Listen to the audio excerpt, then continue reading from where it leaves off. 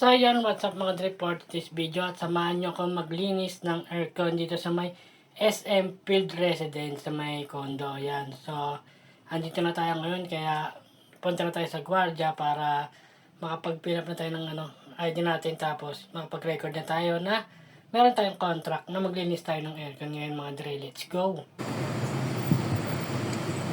Doon na yun, kabila. Wala. Diretso mo na doon.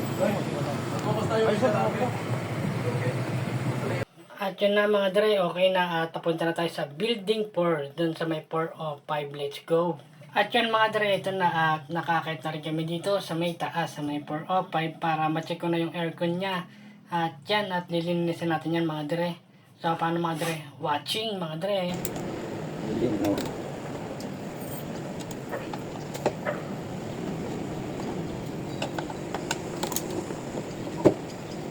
At yun na mga Dre, buksan ko na at dito umpisa na natin siyang barilin para malinis natin mga Dre. Let's go!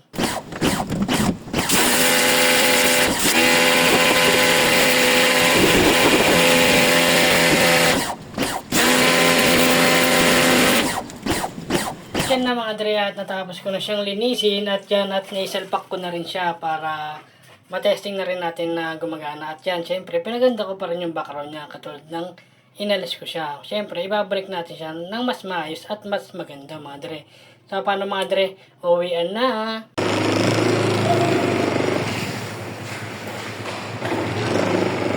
At dito nga mga Dre, binayaran na rin kami ni Madam. Ang bayad nga pala sa akin dyan ni Madam ay 1-2.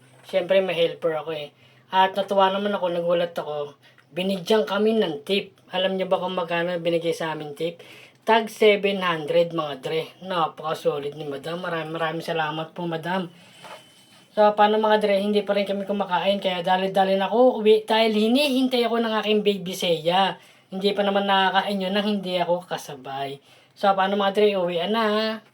At syempre pag uwi ko, dali-dali na akong pumunta kay baby Seiya at dinala ko siya dito sa kanyang favorite. At dito nga kakain kami.